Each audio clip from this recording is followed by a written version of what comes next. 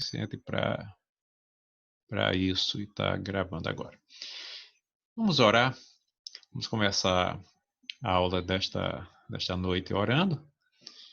Amém? Eu queria pedir a nossa irmã Midian para fazer essa oração inicial.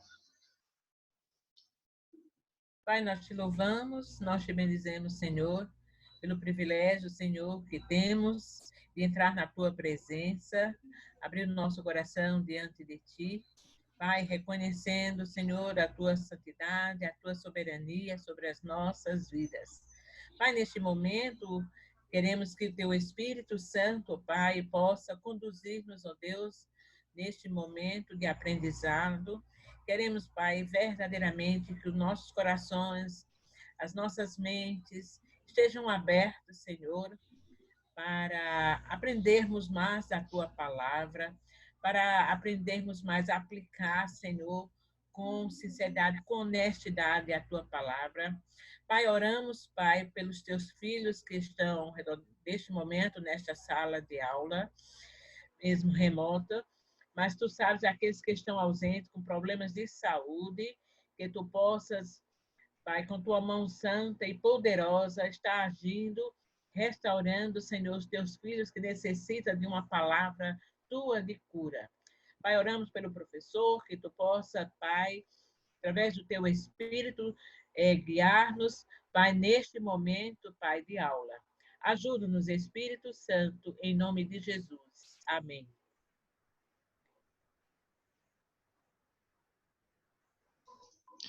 Ok, obrigado, Midian. Bem, eu pedi para vocês trabalharem o capítulo 4, a partir de um comentário bíblico e tecerem alguns pontos, pontuarem algumas colocações do texto. Hoje nós vamos estudar aqui o capítulo 5 completo e espero entrar um pouco no capítulo 6 até o verso 11 do capítulo 6, só que nós vamos dar mais atenção ao 5. O 6, nós vamos tecer alguns comentários gerais. Eu vou ainda, entre hoje e quarta-feira, colocar na plataforma do Moodle um comentário, ok? Um comentário sobre o capítulo 6. E devo colocar um comentário sobre o capítulo 8. E eu queria combinar uma coisa com vocês. E aqui vai depender da disponibilidade de vocês. É que na quarta-feira, já que nós tivemos que suspender a aula da semana passada, não tivemos aula semana passada, mas na quarta-feira, o segundo horário é o horário do culto, né? Como não está tendo atividade no seminário, não está havendo culto. Então, Rafael já está dando sinal ali de ok. Nós poderíamos utilizar o segundo horário da quarta para termos essa reposição da aula da semana passada. Aí, nesse caso, nós trabalharíamos o capítulo 7. Então, juntando o capítulo 5 de hoje, mais o início do capítulo 6, o comentário que eu vou mandar do capítulo 6 em áudio, um comentário, uma abordagem de Hernandes Dias Lopes, capítulo 6, e uma do capítulo 8, e tratando do capítulo 7, nós podemos fechar essa semana tendo chegado até o capítulo 8 do texto de Coríntios. Então, isso já dá uma boa adiantada para que a gente possa trabalhar com mais tranquilidade os próximos capítulos.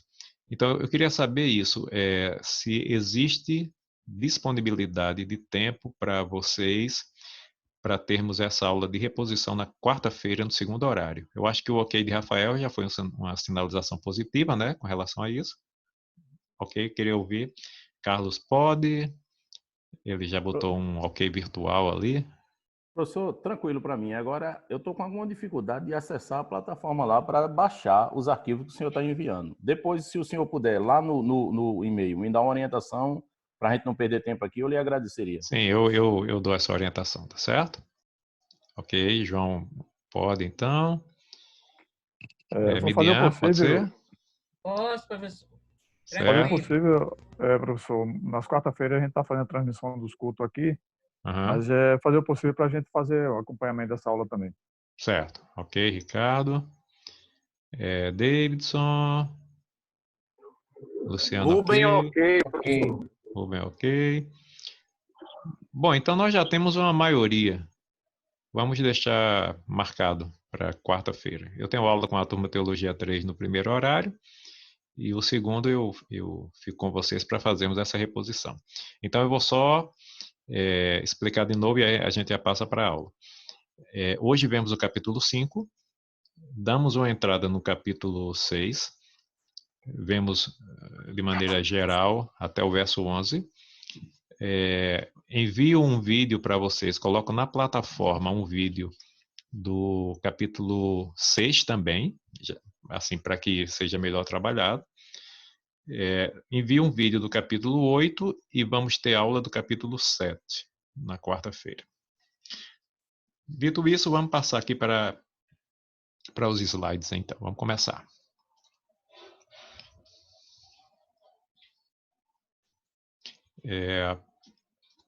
Vou compartilhar a tela, tá? Para que vocês possam acompanhar aqui. E aí a gente já começa. Eu fiz uma alteração no layout dos slides. Se vocês lembram, ele estava com fundo preto, as letras brancas. Eu deixei ele mais clean, tá? Para que a gente possa ter, para que seja até mais visualmente mais confortável para a gente. Esses slides, aquilo que nós trabalharmos, os capítulos que forem trabalhados em slides, eu vou disponibilizar lá na plataforma. Eu não fiz ainda, mas isso porque eu estou atualizando, certo? Como vocês veem aí, ainda tem alguns slides aqui que estão no layout anterior, em preto e branco, e alguns, esses que nós vamos ver hoje, já alterados. Então, eu vou atualizar tudo para poder disponibilizar na plataforma esses slides aqui. Então, vamos começar agora. Capítulo 5 de 1 Coríntios. Eu não vou pedir para vocês abrirem as Bíblias, porque eu transliterei aqui. Aliás, eu importei o texto aqui da Bíblia The Word para o slide. Então, nós vamos ler aqui mesmo.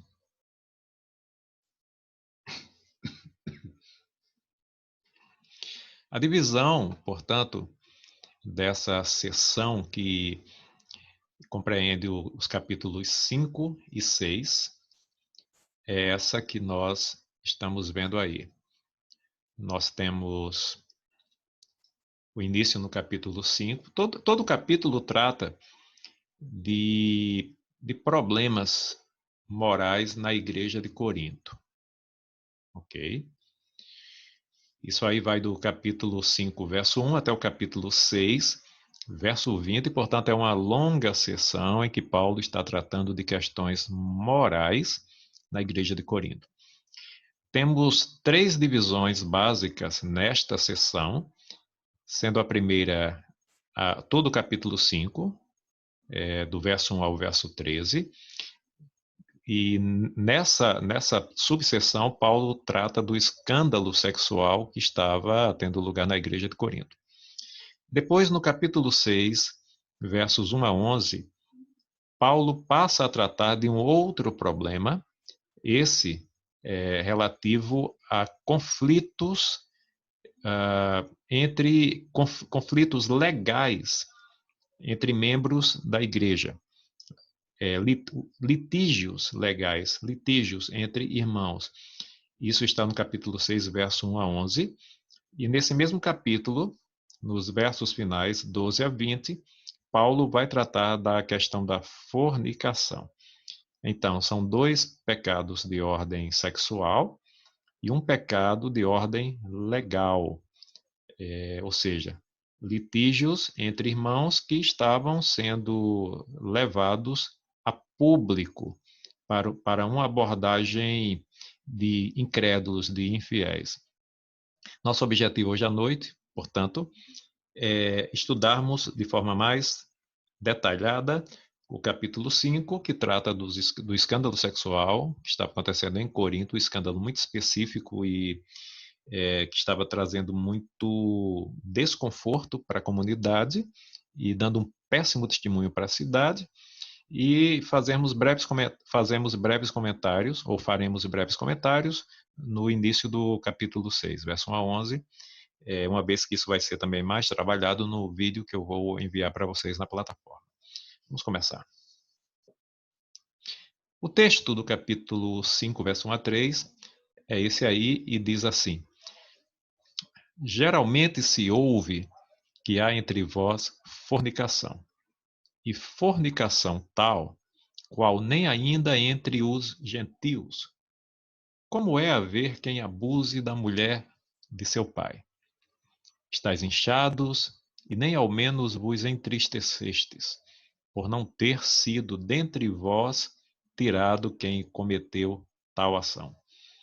Eu, na verdade, ainda que ausente no corpo, mas presente no espírito, já determinei, como se estivesse presente, que o que tal ato praticou, em nome de nosso Senhor Jesus Cristo, juntos, vós e o meu espírito, pelo poder de nosso Senhor Jesus Cristo, seja entregue a Satanás para a destruição da carne, para que o espírito seja salvo no dia do Senhor Jesus.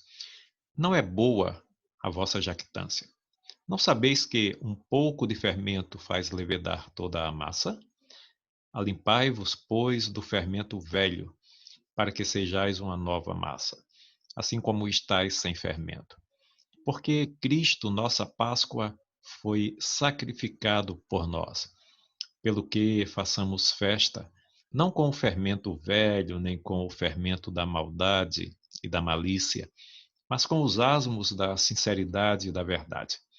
Já por carta vos tenho escrito que não vos associeis com os que se prostituem. Isso não quer dizer absolutamente com os devassos deste mundo, ou com os avarentos, ou com os roubadores, ou com os idólatras, porque então vos seria necessário sair do mundo. Mas agora vos escrevi que não vos associeis com aquele que, dizendo-se irmão, for devasso, ou avarento, ou idólatra, ou maldizente, ou beberrão, ou roubador. Com o tal, nem ainda comais. Porque que tenho eu em julgar também os que estão de fora? Não julgais vós os que estão dentro? Mas Deus julga os que estão de fora. Tirai, pois, dentre vós a esse iníquo. Muito bem. Esse é o texto de 1 Coríntios, capítulo 5, versos 1 a 13, que nos apresenta a primeira parte dessa sessão que compreende os capítulos 5 e 6 e que trata de pecados morais na comunidade. Relato esse acerca dos pecados que provavelmente foi levado a Paulo por aqueles que ele denominou como sendo da família de Clói, ou por algum outro irmão que teve contato com Paulo e transmitiu notícias acerca da igreja de Corinto. Mas certamente Paulo ouviu falar sobre essas coisas e passa, portanto, a tratar delas. No verso 1, a palavra grega que foi traduzida por fornicação é porneia. Porneia. Certamente essa expressão nos lembra termos bem conhecidos por nós, como, por exemplo, pornografia, está relacionada a essa palavra. Essa expressão, ela que aqui foi traduzida por fornicação, aparece em outros textos, como, por exemplo, na Bíblia Revista Atualizada Portuguesa, como imoralidade. Ela aparece com o nome de prostituição na Bíblia Revista Corrigida, também na versão portuguesa. Isso porque ela pode ter um uso mais amplo do que apenas essa ideia de alguém que deita-se com a meretriz. Isso pode acontecer num contexto de fornicação, pode acontecer num contexto de adultério, isso pode acontecer num contexto de homossexualidade, isso pode acontecer num contexto de relações, qualquer tipo de relação sexual ilícita. Abrange, portanto, uma gama muito grande de situações que denotam atividades ou relações sexuais fora da vontade de Deus. O que está acontecendo aqui, na verdade, portanto, é um ato imoral, uma relação sexual ilícita entre os membros, ou melhor, de um membro da comunidade de Corinto, e isso estava chegando ao conhecimento público. Paulo usa aqui a expressão de que tal ação é um ato reprovado até entre os gentios, e isso nos dá conta da gravidade da situação. Paulo está dizendo, evidentemente, não que situações como essa não fossem percebidas entre os descrentes. Ou seja, nem os descrentes fazem isso. Não necessariamente é o que Paulo está dizendo. O que ele está dizendo aqui é que, via de regra, mesmo os gentios que têm valores morais absolutamente inferiores aos valores cristãos, até entre esses, tal ato não é normalmente aceito.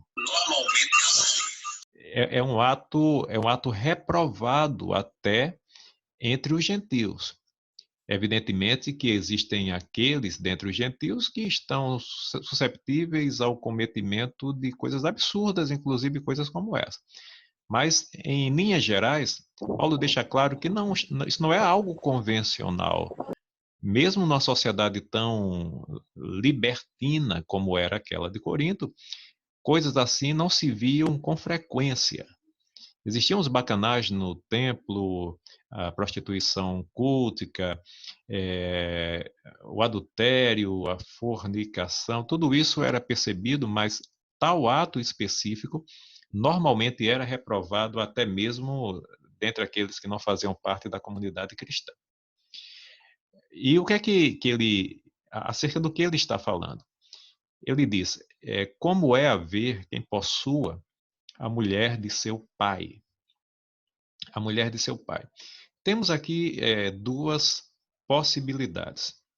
É possível que a primeira seja a mais correta, a mais adequada em termos de interpretação. A primeira seria, portanto, que Paulo está falando aqui da madrasta daquela pessoa, daquele que estava cometendo o ato. Ele fala nesses termos: haver quem possua a mulher de seu pai. A outra opção seria escandalosa demais, ou seja, apontaria para a própria mãe da pessoa. Teríamos aqui um caso de incesto absurdo. E se a segunda opção for a verdadeira, Paulo estaria aqui usando de um eufemismo, ou seja, se fosse o caso, a situação era tão escandalosa, mas tão escandalosa, que Paulo nem usa os termos literais, o termo mãe. Então, ele usaria aí a expressão mulher de seu pai, utilizando-se de um eufemismo para diminuir um pouco o impacto, até mesmo informativo, de tal situação. Mas quer parecer que a situação dizia respeito ao primeiro caso. Então, mesmo assim, mesmo não sendo a mãe da pessoa, estava acontecendo algo terrível, não é? A traição flagrante da confiança do próprio pai, um desrespeito terrível, gigantesco. E Paulo reprova isso e diz que é algo realmente extremamente escandaloso que estava, ele deixa claro, envergonhando a igreja. A natureza do possuir a mulher do pai, não é muito clara. se Paulo está falando de uma situação que já estava consumada, ou seja, a essa altura o transgressor já estava vivendo, coabitando com essa mulher, ou se ele está mencionando meramente relacionamento sexual esporádico, não uma relação já consumada. Não está muito claro aqui, mas a gente pode, por exemplo, lembrar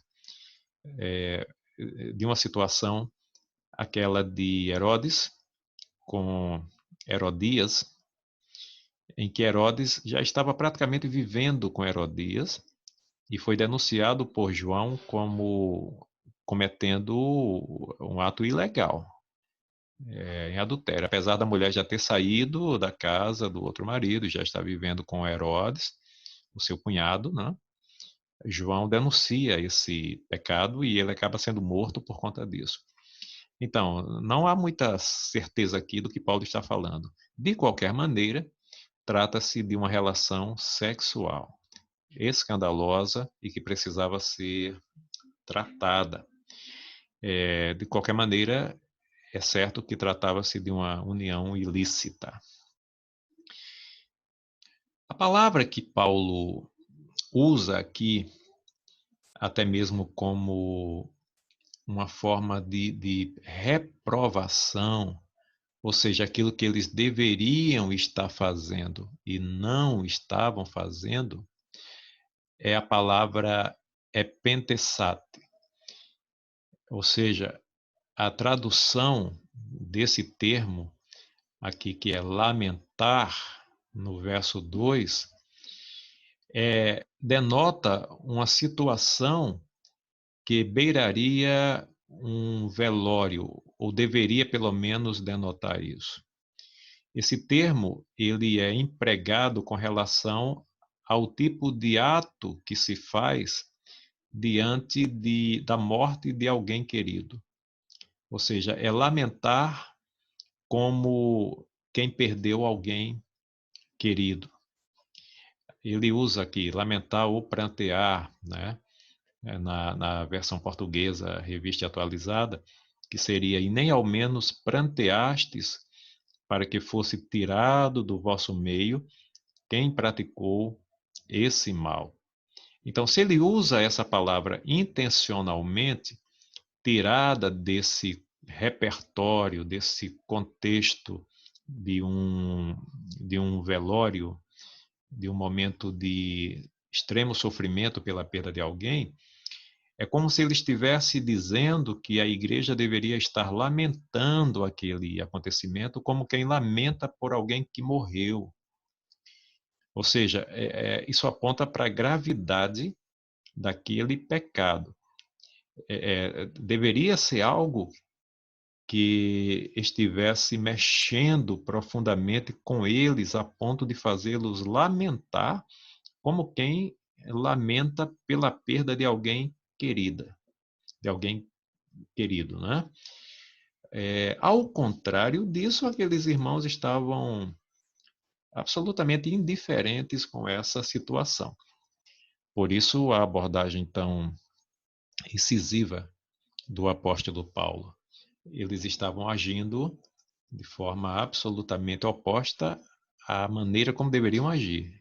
Ou seja, deveriam tratar seriamente daquela situação por conta da sua natureza e da sua gravidade. Nos versos 3 a 4, Paulo cria um cenário, uma situação imaginária, um quadro pintado na imaginação, onde ele desenvolve uma assembleia solene.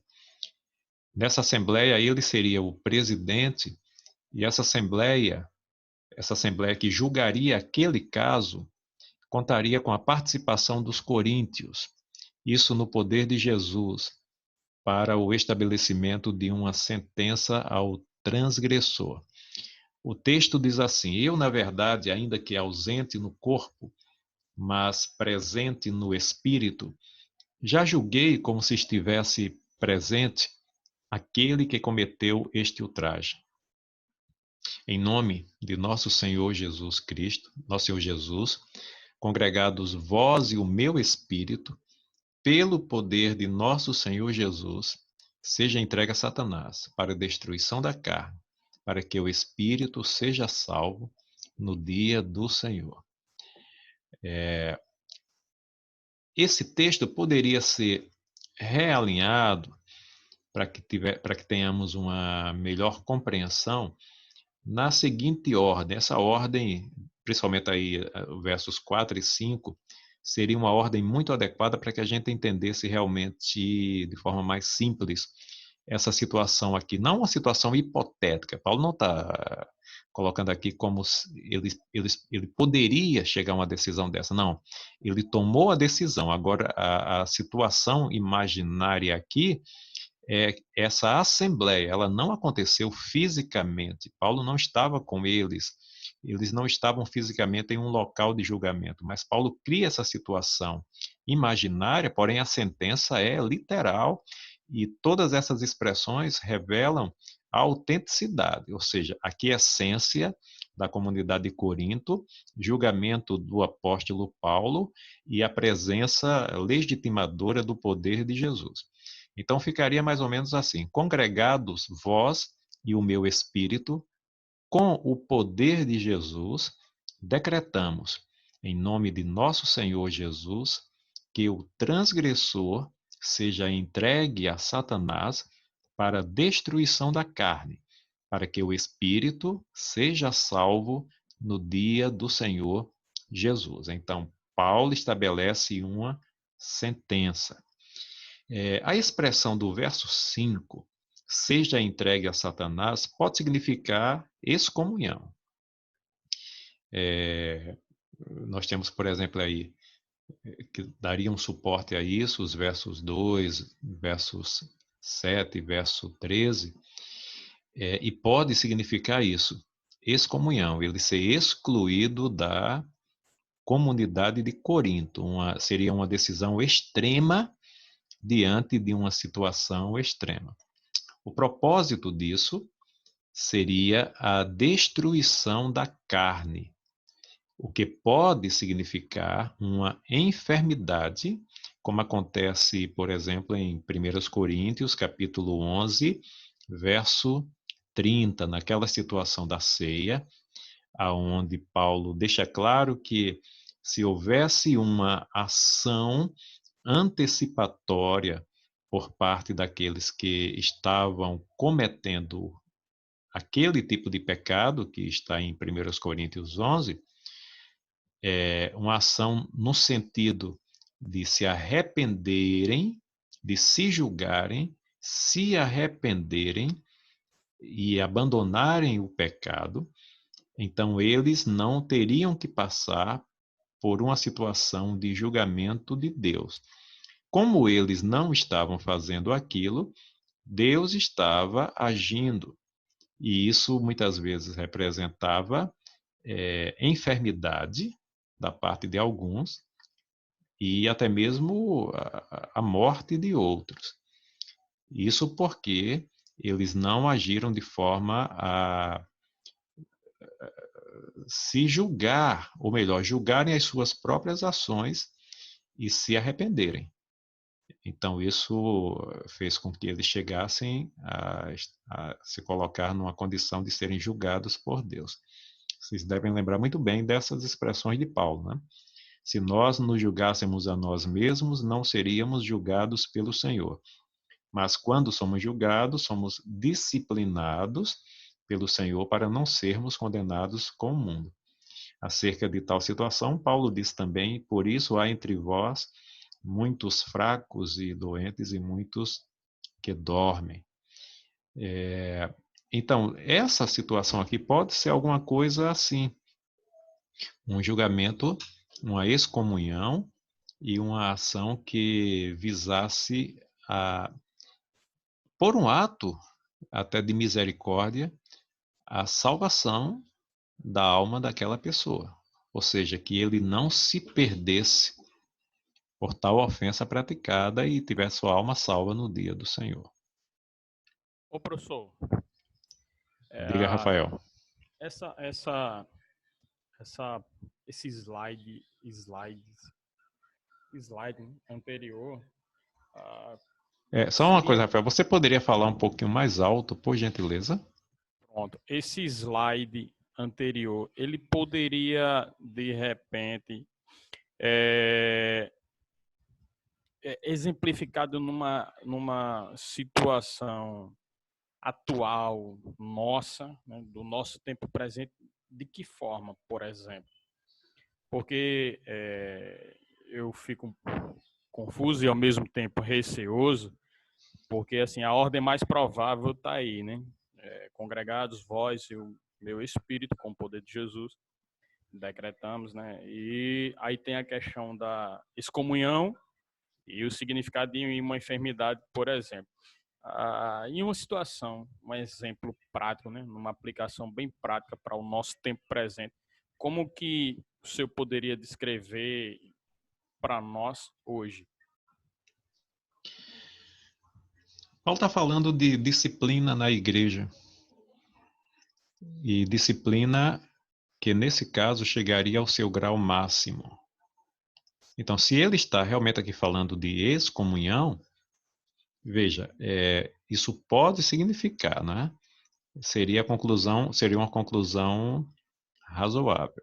Quando ele diz entregue a Satanás, pode significar excomunhão. Mas não seria uma excomunhão no sentido que, por exemplo, a Igreja Católica entende que se o indivíduo for excomungado, ele está perdido, né? Está fadado à danação. Mas veja que o propósito aqui não é esse. O propósito é de restauração, mas a disciplina seria extrema. Então, ele está falando de disciplina. Existem vários níveis de disciplina na igreja, tanto na igreja antiga existiu, como também existe hoje, e evidentemente que essa disciplina ela deve ser proporcional à ofensa.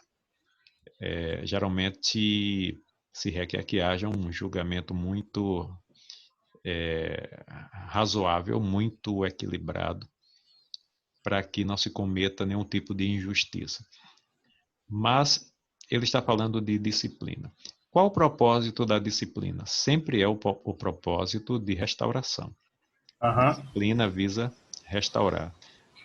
Às vezes pode ser uma simples advertência, estamos falando agora em nossos dias. Pode ser uma simples advertência, pode ser uma repreensão pessoal, pode ser uma repreensão pública, pode ser o afastamento temporário de certas funções, e pode ser, em casos extremos, até mesmo a excomunhão. Nós não costumamos praticar essa forma extrema, até porque quer parecer que quando isso se dá, a própria pessoa já abandonou o convívio da igreja. Então não é muito comum entre nós essa ideia de afastar o membro da comunhão. E esse afastamento também há de se entender que tipo de afastamento é esse. Então hoje, por mais dura que seja uma disciplina, não se proíbe, por exemplo, o membro de frequentar reuniões públicas na igreja e não se pretende perder o contato com essa pessoa. Eu creio que no caso de Corinto, isso também foi assim, ou seja, essa pessoa certamente perdeu privilégios, ela sofreu uma repreensão pública, ela não teve legitimação de qualquer tipo de ação que fosse reconhecida na comunidade, no sentido de exercer algum tipo de atividade, de ministério ou coisas afins, e ficou, portanto, numa condição de se avaliar. Agora, o elemento mais dramático aqui é essa expressão que Paulo usa, entrega a Satanás para a destruição da carne. Então, é possível que essa pessoa estivesse de tal forma envolvida ou insensibilizada pelo seu pecado, a tal ponto que algo mais teria lugar. A expressão aí entrega a Satanás não dá para saber direito o que significa, Mas Paulo pode ter sugerido algo quando diz para a destruição do corpo. Então, isso aqui poderia ser uma situação de enfermidade, porque isso aí, na própria carta de Corinto, já aparece naquele contexto do verso 11. A pergunta é, Deus pode agir assim hoje? A igreja pode, por meio de uma disciplina, de alguém que realmente está impenitente, que não se sensibiliza, que quer permanecer assim na afronta, no pecado, de maneira consciente e tudo mais. Pode chegar a um ponto assim para que ela venha se sensibilizar, para que ela venha a se arrepender? É possível. Eu não creio que as ações da igreja e as ações de Deus na igreja tenham se modificado ao longo do tempo. Agora, evidentemente que, dependendo da comunidade, haverá uma tolerância maior ou menor com situações assim, não é?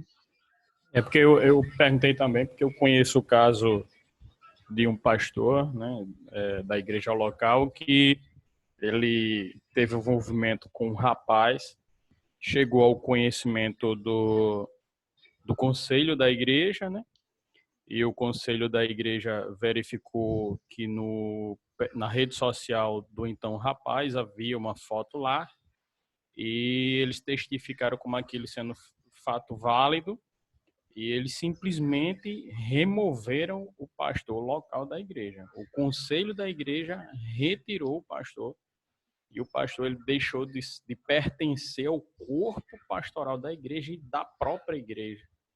Aí eu lembrei desse caso, eu disse, eu vou perguntar ao professor para ver se de repente esse foi o texto aplicado lá, no caso desse pastor, que inclusive eu até conhecia ele. Aí provavelmente então foi essa aplicação, né, no caso dele. Porque foi um caso extremo, ele foi removido. Foi. Ele nem o conselho tentando conversar com ele, tentando discipliná-lo ele de outra forma, ele ainda assim não aceitou, ele continuou a ficar do jeito que estava. Mas aí você veja, né, que houve uma primeira abordagem, no sentido de dissuadi-lo, de fazê-lo reconhecer o erro, de se arrepender, onde medidas mais brandas seriam tomadas, até porque a disciplina não é castigo por castigar, né? Castigar por castigar. Precisa restauração. Aí os outros pastores também que faziam parte tentaram convencê-lo, né, de que isso era errado, enfim, né? E ele não quis e não quero, e nasci assim, né? Aí eu pensei que acho que deveria ter sido esse o texto que foi usado, né? Uma vez que o conselho lá, os pastores lá são muito estudados, sabe? É provável. Professor, eles agiram com legitimidade, pois não?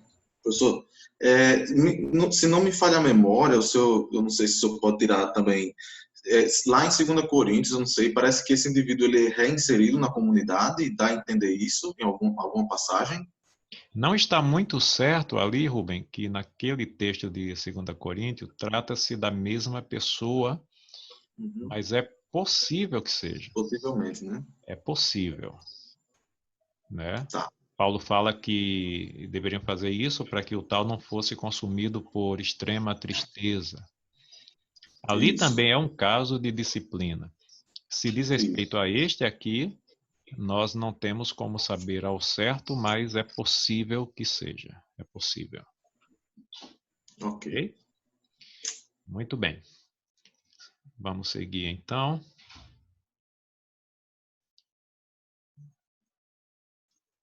Chegamos aqui aos versos 6 a 13, nos quais Paulo trata da necessidade de purificação na igreja.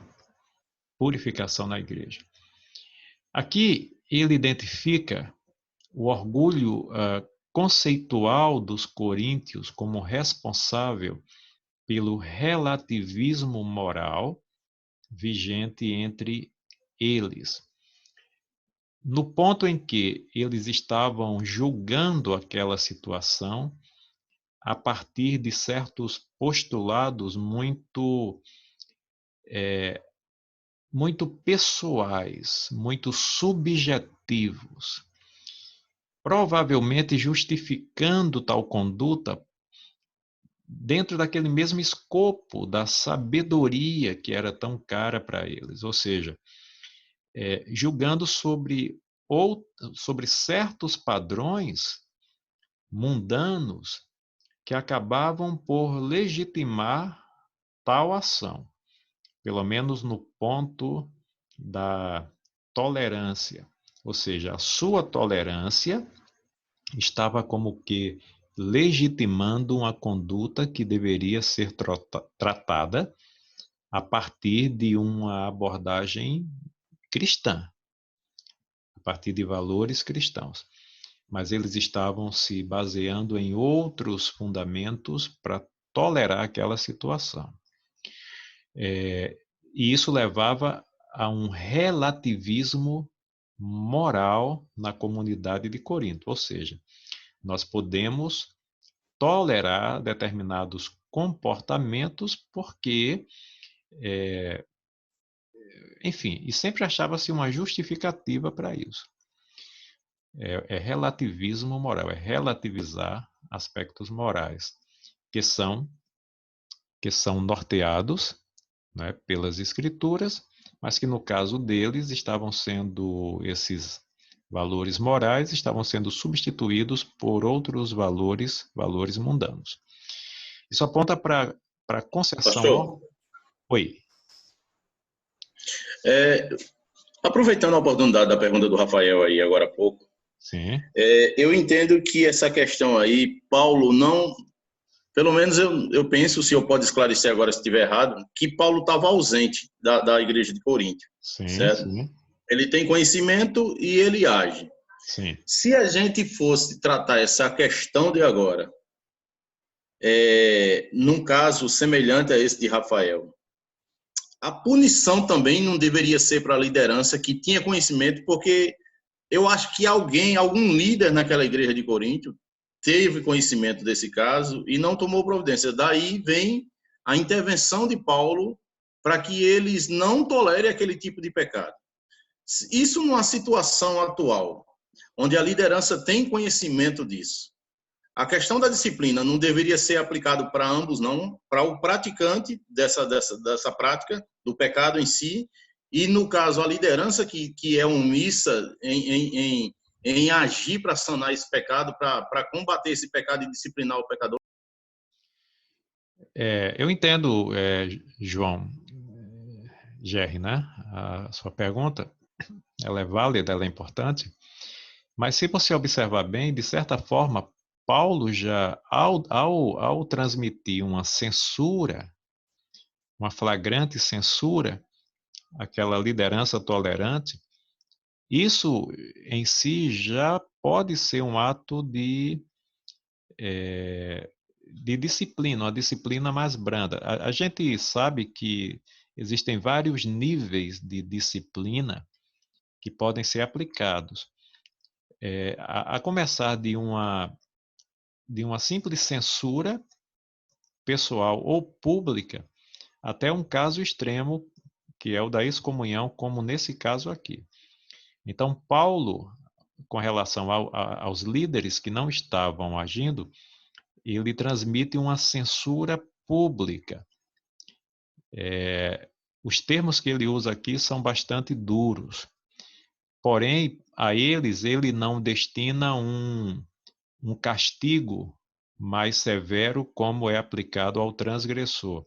É como se ele estivesse julgando a situação e chegado à conclusão de que, para aqueles que estavam tolerando, bastava uma censura veemente e pública.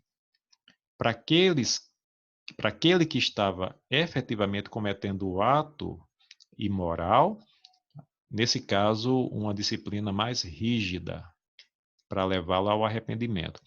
Ele julga, portanto, que a simples censura, a reprovação que ele faz dessa liderança, já deveria ser suficiente para levá-los a uma mudança de atitude e assim envergonhar.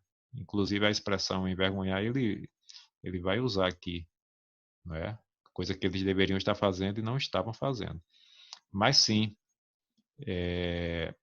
se há conivência, então isso deve ser observado e que nível de censura se faz nesse caso, não é? É muito pertinente a sua colocação. Não se deve também desconsiderar a conivência da liderança. Ela deve ser abordada de alguma forma. E Paulo faz isso aqui.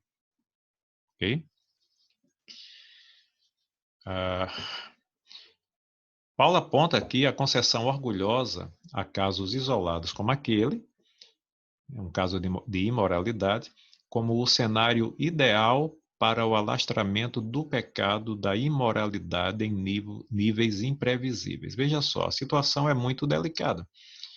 Corinto era uma cidade com problemas sérios no campo da moralidade, como uma megalópole da época. A questão da sexualidade era muito sensível, né, nas várias práticas dos cidadãos da cidade de Corinto. A igreja tinha um outro padrão, um padrão extremamente mais elevado. E se agora a igreja começa a tolerar casos que Paulo denota aqui como não sendo tolerados nem pela sociedade incrédula, isso poderia criar uma situação de alastramento do pecado nesse campo. Então, levar outras pessoas que já tinham saído desse estilo de vida, tomando como base a tolerância da comunidade com aquilo, a voltar à prática de pecados sexuais dos quais eles estavam já fugindo, se livrando. Então, veja, aquilo que levava os coríntios a tolerar esse tipo de posicionamento orgulhoso seria a chave para o alastramento do pecado na comunidade, caso essa situação não fosse adequadamente tratada. Quando eu falo orgulho, eu me refiro ao verso 6, né? A expressão jactância. Paulo identifica como estando presente entre os coríntios. A jactância. Isso aqui se relacionava à leitura que eles faziam de situações como esta, entendendo que poderiam agir de maneira a beneficiar o indivíduo e a reboque a situação, porque em tolerar o indivíduo, eles toleravam a situação. Paulo chama isso de orgulho.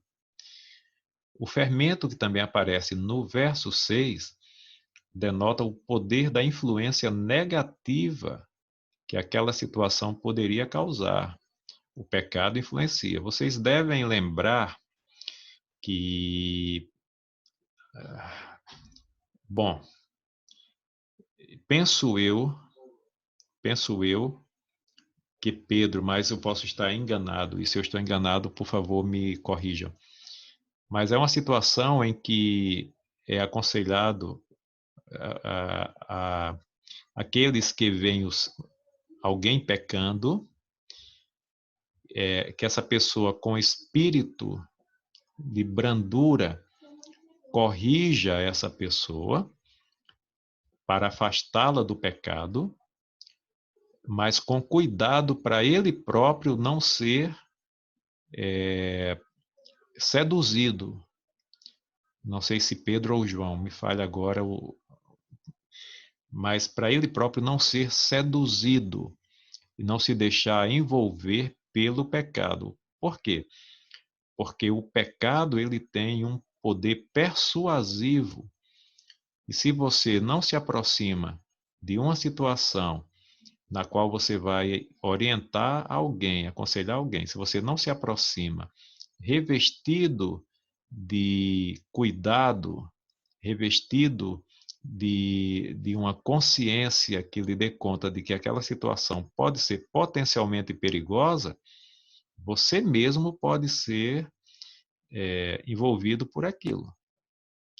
Então, isso demonstra o poder persuasivo do pecado, que Paulo chama aqui de fermento. É o poder da influência.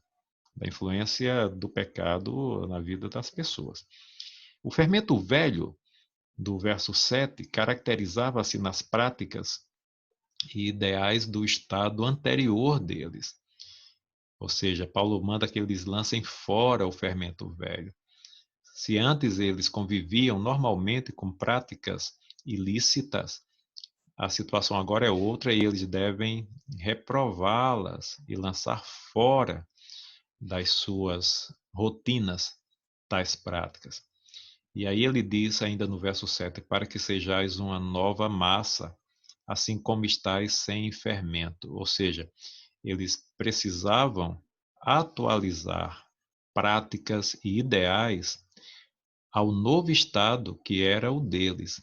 Eles agora ocupavam a nova posição em Cristo e já não mais podiam andar como antes, com os valores que tinham antes, porque essa nova posição que era a deles estava fundamentada em novos valores, valores do reino, valores mais elevados do que aqueles que eles tinham anteriormente. E ele diz, fechando o verso 7, porque Cristo, que é a nossa Páscoa, foi sacrificado por nós. Ou seja, a causa do novo estado dos coríntios era o sacrifício de Cristo. Eles agora podiam ter uma nova consciência, novos valores e, consequentemente, uma nova prática, porque a morte de Cristo viabilizou tudo isso para eles. Eles não tinham esse respaldo antes, mas agora, pelo fato de Cristo ter morrido por eles e eles terem recebido os benefícios desta morte, eles estavam em condições de andar em novidade de vida, tanto em termos de consciência, como em termos de aquiescência, ou seja, de concordância com os valores do Evangelho, como em termos de conduta, de prática. Esses três fatores: consciência, ou seja, conhecer os valores do reino; aquiescência, concordar com eles e a eles se submeter intelectualmente e interiormente; e prática, a obediência a esses valores, andar em conformidade com eles. A Páscoa simbólica do verso 8 deveria ser constantemente celebrada em gratidão à salvação em Cristo, o nosso Cordeiro Pascal, numa atitude e disposição internas correspondentes ao estado de libertos. Ou seja, aqui é uma situação simbólica que aponta para um estado de constante gratidão àquilo que Cristo fez ao sacrificar-se por nós. Se nós agimos dessa forma, não haverá, portanto, concessão para aquele mesmo estilo de vida que leva Cristo à cruz. Se Cristo morre por nós, nós devemos, então, atualizar toda a nossa existência àquilo que é o resultado da morte de Cristo, ou seja, a nossa salvação, regeneração e uma nova postura diante da vida e diante de Deus. No verso 9, Paulo diz: já por carta vos tenho escrito que não vos associeis com os que se prostituem. Verso 9. Esta é uma menção à primeira carta. Eu coloco uma interrogação aqui, né? Esta é uma menção à primeira carta, porque claro que Paulo está mencionando aqui aquela carta que nós não temos, que não chegou a nós. E acerca dessa carta, nós temos pelo menos essa informação de que Paulo escreveu algo acerca da conduta daqueles irmãos em meio a uma série de questões de ordem moral. A dúvida que eu coloco aqui é com relação a se essa realmente foi a primeira carta, a qual nós não temos. Ou seja, será que Paulo poderia ter escrito outras antes dessa? Não temos como saber, mas pelo menos temos a certeza de uma coisa: houve pelo menos uma carta escrita antes de 1 Coríntios que nós desconhecemos, não chegou a nós, até nós. Então, Esta é uma menção à primeira carta enviada por Paulo aos Coríntios, a qual não possuímos. O verbo traduzido por associeis, que é sinanamigenustai, nome grande, né? Sinanamigenustai.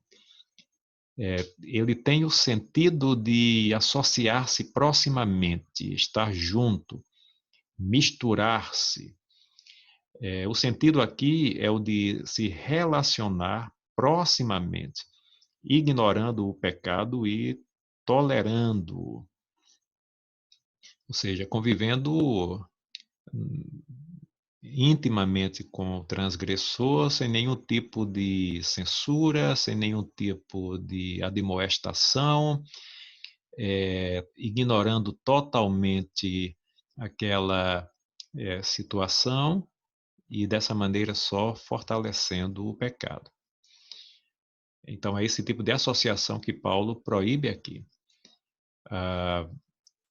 Os que se prostituem é tradução de pornós, vem de porneia, né? E diz respeito aos que têm uma vida sexual fora dos padrões de Deus. Eu me refiro a esse verso 9. Já por carta vos tenho escrito que não vos associasse intimamente com os que se prostituem, com os que têm uma vida sexual fora dos padrões de Deus. Professor, Diga, Rafael. O Matheus ele fez uma pergunta aqui que ele diz o seguinte: se a arqueologia, porventura, achasse a carta no qual o texto faz referência, qual deveria ser a postura da igreja com relação a ela? Deveríamos aceitá-la, ficando, portanto, com 67 livros no cânon ou não? Certamente a igreja iria... A pergunta que a gente faz hoje seria a seguinte: que igreja?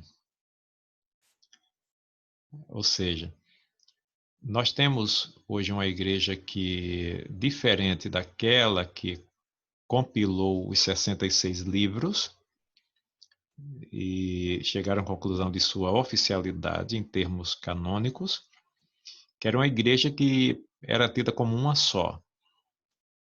Então, eles podiam reunir-se em concílio para deliberar sobre essa situação com representantes. Hoje, existe uma diversidade imensa.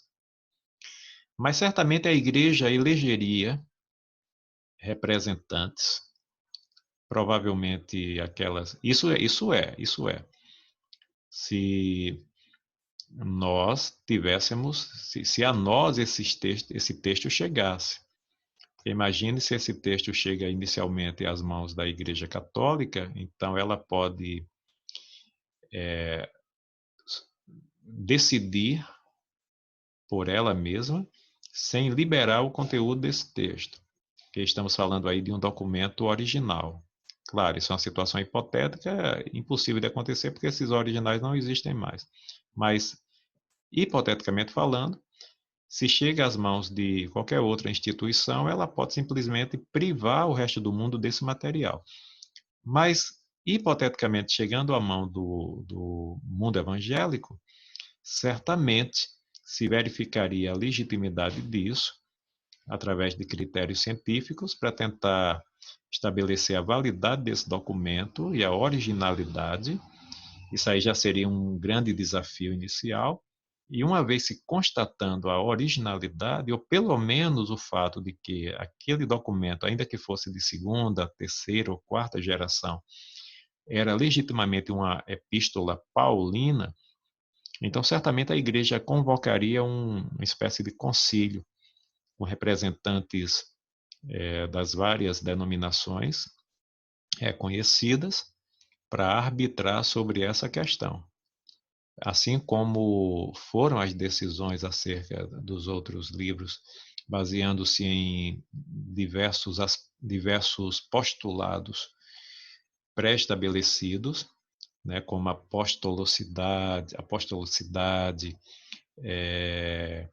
aceitação eclesiástica, coerência interna, coerência externa, e etc., aí se chegaria a uma decisão. em se reconhecendo um documento legitimamente paulino, provavelmente esse documento comporia também o cânon. Apesar de que, se você for ler em qualquer comentário, ou pelo menos na maioria deles, sobre esse ponto, é possível que você encontre lá o seguinte: esses livros não estão, essas cartas de Paulo não foram encontradas porque elas não eram inspiradas. Aí, claro, tem um juízo do comentarista, que é até lógico, até um certo ponto. Mas se esses documentos aparecessem, aí a nossa postura seria outra e a gente teria que avaliar através de muitos critérios norteadores para chegar a uma conclusão a esse respeito. É Até bem porque também, interessante essa situação, né? até, e também assim, também pode ocasionar muitos problemas, né, professor, por conta do tempo, né? Uhum. Da disparidade de tempo que há, uma vez que a Bíblia já está toda escrita, fechada e composta, e de repente chegar alguma agora, aí de repente poderia se abrir brecha para que a Igreja Católica brigue pela inserção dos apócrifos e por aí vai, né? Entre tantos outros problemas, né? Pode ter certeza de uma coisa, que entre a descoberta, a comprovação e a conclusão final, isso levaria muito e muito tempo. Estamos falando aí de vários anos até que se chegasse a uma conclusão sobre isso. E certamente só se chegaria a uma conclusão se de fato fosse atestada a validade do documento. Se não fosse um documento apócrifo, se não fosse um documento pseudepígrafo e etc. Mas é muito interessante a situação. Vamos aqui partindo para o final.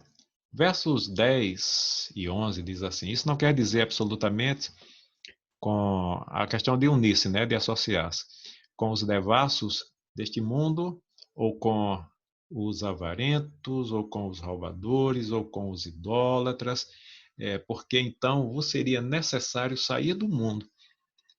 Mas agora eu vos escrevi para que não vos associeis com aquele que, dizendo-se irmão, for devasso, ou avarento, ou idólatra, ou maldizente, ou beberrão, ou roubador, com o tal nem ainda com mais. Primeira coisa aqui, a palavra mundo, aqui a tradução de cosmo, e esse cosmo é genitivo de cosmos. Essa palavra cosmos, ela tem vários sentidos na Bíblia. Dependendo do contexto, ela pode significar o universo físico, ela pode significar a humanidade, ela pode significar o sistema pecaminoso, ela pode significar a sociedade descrente. O que vai determinar é o contexto. Nesse caso aqui, o sentido claramente é de sociedade descrente, pois ela aparece aqui em oposição à expressão dizendo-se irmão. Ou seja, a igreja posta em oposição à sociedade descrente, aquele que diz irmão, mas que age como se não fosse. Então a expressão mundo aí aponta para quê? Aponta para os descrentes, aqueles que não são da igreja. Paulo, ao proibir a interação com esse pecador, ele deixa claro, não está se referindo a relacionamentos com os descrentes. Mateus, pode falar. Não, desculpa, era só para testar o áudio aqui, que tá um pouquinho, tô com um problema. Eu Certo. pensei que fosse, talvez, do Zoom ou se fosse meu computador mesmo. Mas obrigado, desculpa aí, professor. Nossa, tranquilo, Vou testar. sem problema. Então, Paulo não proíbe a interação social dos crentes com a sociedade, apesar desta ser caracterizada por condutas opostas ao evangelho. A ideia aqui é que nós estamos no mundo, ou seja, nesta existência, E nos relacionamos e devemos nos relacionar de forma legítima com este mundo. Não podemos fugir do contato social usando como isso o argumento de que o mundo vive no pecado. Porque Paulo disse, se fosse esse o caso, nós não teríamos o que fazer a não ser sair do mundo, porque nós estamos convivendo diariamente com a sociedade pecaminosa. Basta, portanto, se conduzir de acordo com os valores do Evangelho e viver esta vida com qualidade, influenciando o mundo positivamente. Então, ele não se refere aqui a ideia daqueles irmãos evitarem um contato social com aquela sociedade pagã, pecaminosa, idólatra. Não, convivam, e até mesmo ele chega a dizer, se um descrente convidar vocês para comer, vão. Ou seja, é possível ter, sim, amizades com descrentes. O que não deve acontecer, claro, em nenhuma situação, é participar dos pecados da sociedade. Agora, ele está tratando de uma questão interna e a condição se torna diferente no caso de alguém que se diz, dizendo-se crente, age de forma contrária a essa confissão. Então, com relação a esse, Paulo estabelece uma proibição flagrante ao dizer com esse tal, nem ainda com mais. Então, o critério é diferente do que é utilizado para um descrente, do critério que é usado para o crente. Há muito mais tolerância para o descrente do que para o crente com relação a isso. E por que isso? É questão de 2 pesos, 2 medidas, ao inverso, ou seja, a gente se torna tolerante com o mundo, mas se torna intolerante com a igreja, de forma alguma. A questão da igreja é porque o que se visa em um tipo de abordagem como esse é a restauração do pecador. Por isso, você precisa agir de forma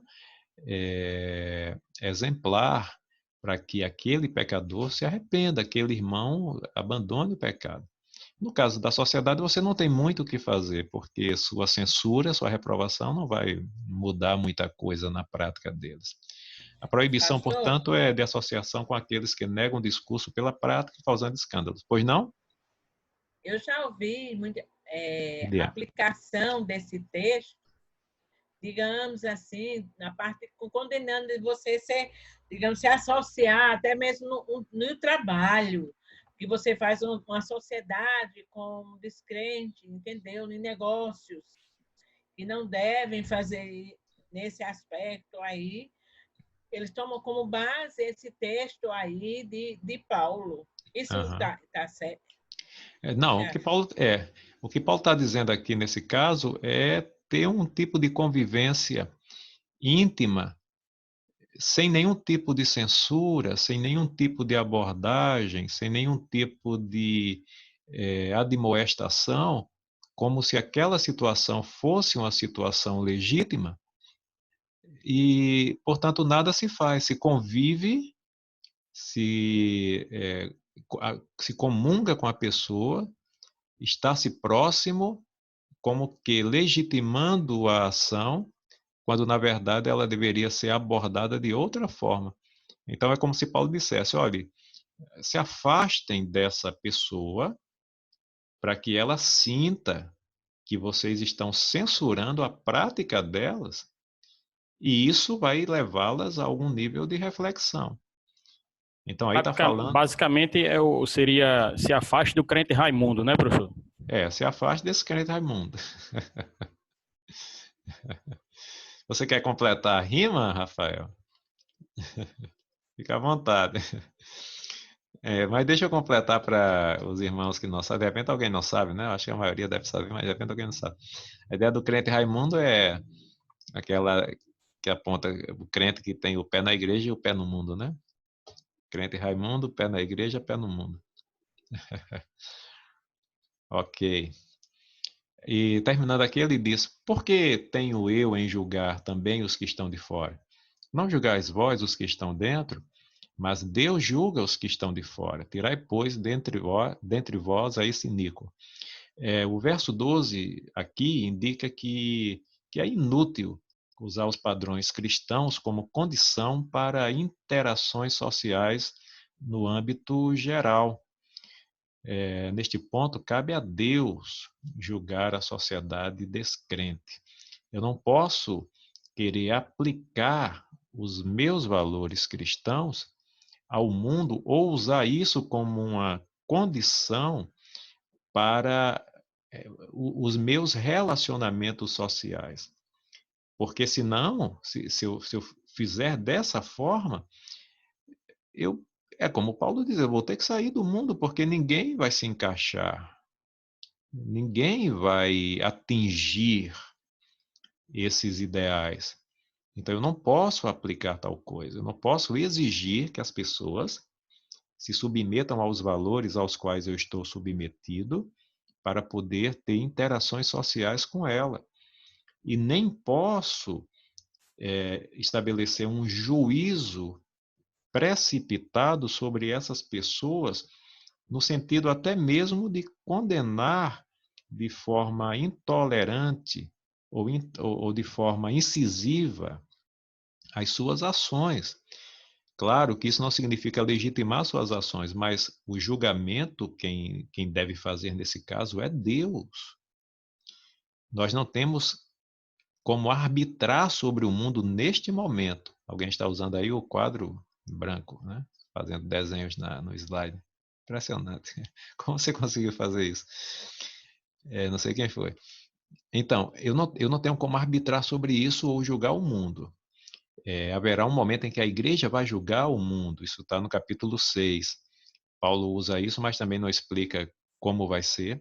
Mas haverá um momento em que a igreja vai julgar o mundo. Mas não é agora. Quem julga o mundo agora é Deus. Então eu não posso arbitrar sobre aquilo que acontece fora. No entanto, sobre o que acontece dentro, é obrigação da igreja arbitrar. Aí ela tem realmente que agir.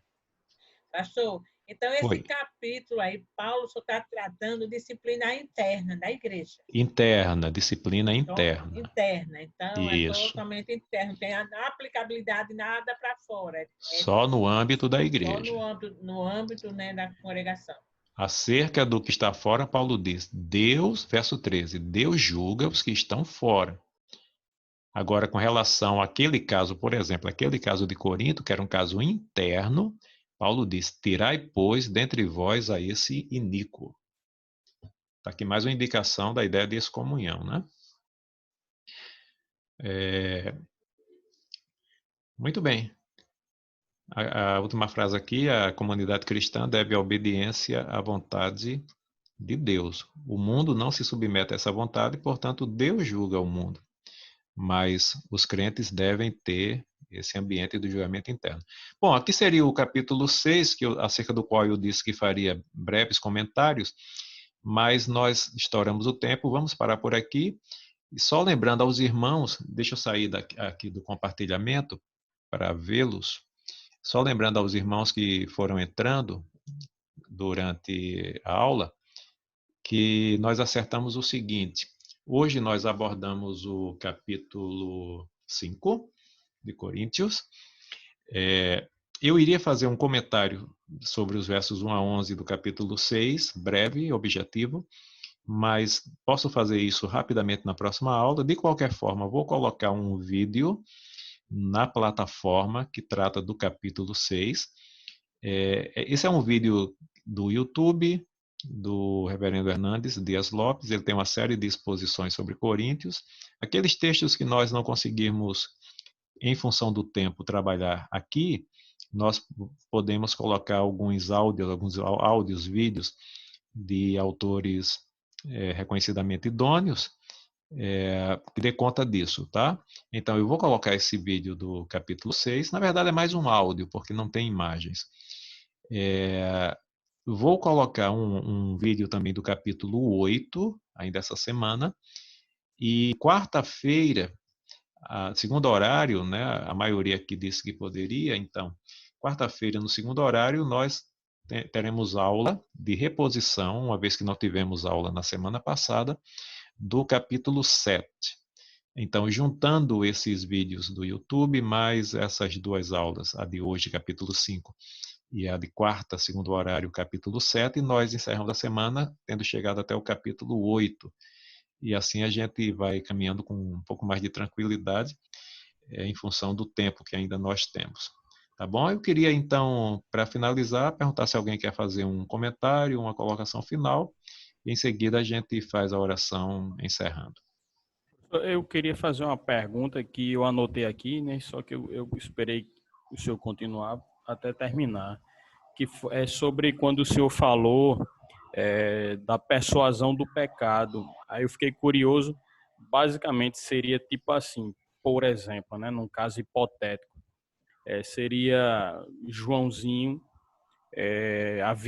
vinha de uma semana ou duas brigado com a esposa, mal se falava direito, não acontecia nada entre eles. De repente, chega uma irmã da igreja para se aconselhar com ele, buscar uma orientação, né? Essa irmã já vinha de uma separação, né? Quase divórcio, com o esposo, a irmã numa situação de carência, aí estava o irmão Joãozinho também meio que numa situação de carência de 2 semanas.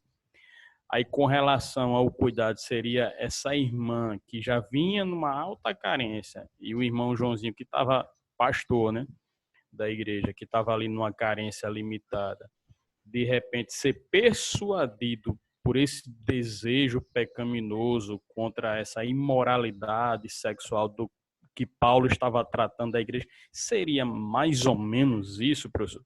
Sofrer persuasão do pecado, mais ou menos nessa situação, seria isso? Seria mais ou menos isso, Rafael. Mas assim, deixa eu pegar a tua deixa para eu fazer algumas colocações aqui que eu julgo interessantes. Dificilmente uma pessoa vai cair num pecado como esse de adultério, um pastor no caso, um pastor conselheiro que recebe uma irmã com problemas conjugais para aconselhar. Dificilmente ele vai cair num pecado desse em função de um momento infeliz, ou seja, ele não está vivendo um momento. Houve uma circunstância temporal curta, 2 semanas, de desavenças, e isso o levou ou pode dissuadi-lo num contexto como esse do aconselhamento a pecar. Dificilmente. Eu acho que a persuasão nesse caso se daria mais, por exemplo, se ele for uma pessoa mais inclinada a interações emocionais, ou até mesmo uma pessoa mais sensível na área da sexualidade, e ele não se cerca de determinadas precauções que visem fechar as aberturas relativas a essa sua sensibilidade. Então, vamos supor, uma pessoa, nem todo mundo que cai nesse tipo de erro faz por ser susceptível à sexualidade mesmo, por questões de afeições sexuais muito intensas.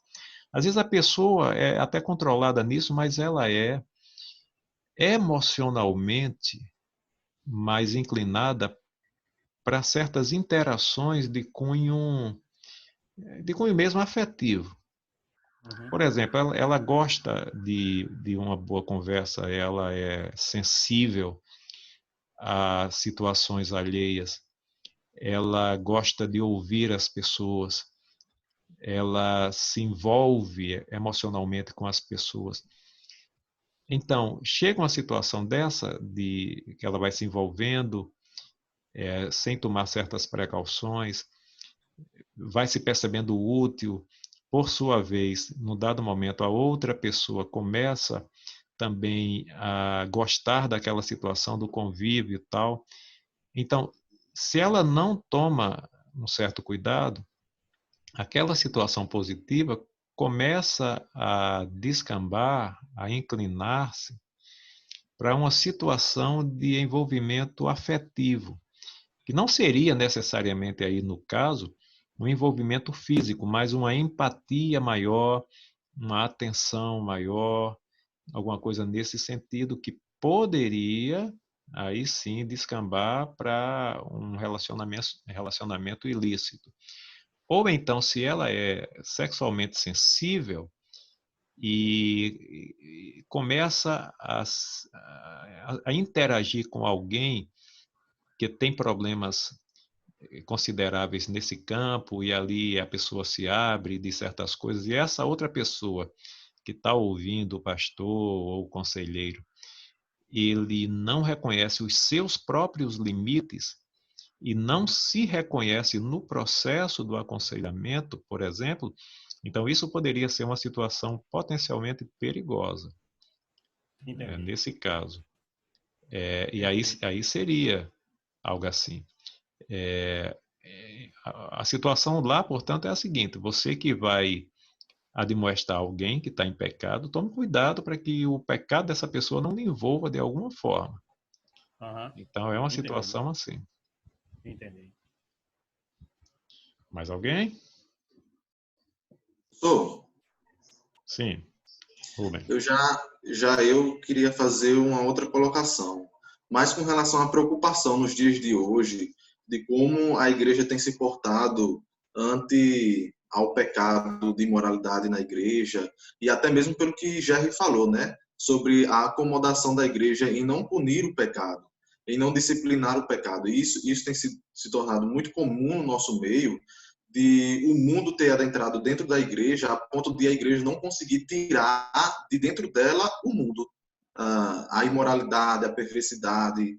E nos tempos de hoje, eu acho que a gente deve se voltar como cristãos a observar mais o nosso proceder, de como a gente está sendo falho enquanto liderança, enquanto membro e corpo de Cristo, de como a gente tem sido falho nesse quesito de disciplina, e até mesmo porque a disciplina ela não só serve como tratamento, mas como exemplo também para outros, a fim de que outros possam ver a disciplina de alguns e dessa forma serem encorajados a trilhar o caminho certo.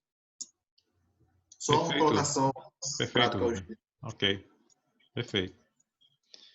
Mais alguém? Assim, Mamidian, fala aí, Mamidian.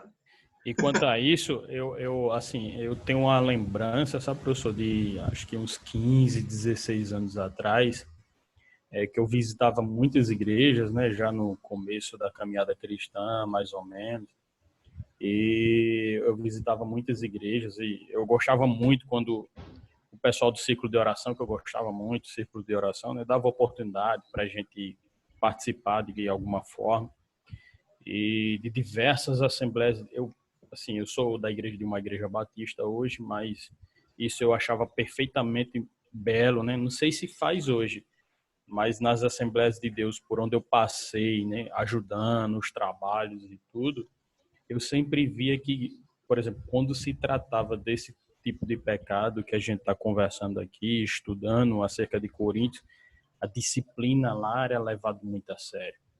Eu tive amigos que foram disciplinados de maneira muito séria, né? Eu acho que eu só cheguei a ver um caso de pastores que de fato chegaram a ser expulsos da igreja, mas o resto foi disciplinado de uma maneira muito séria.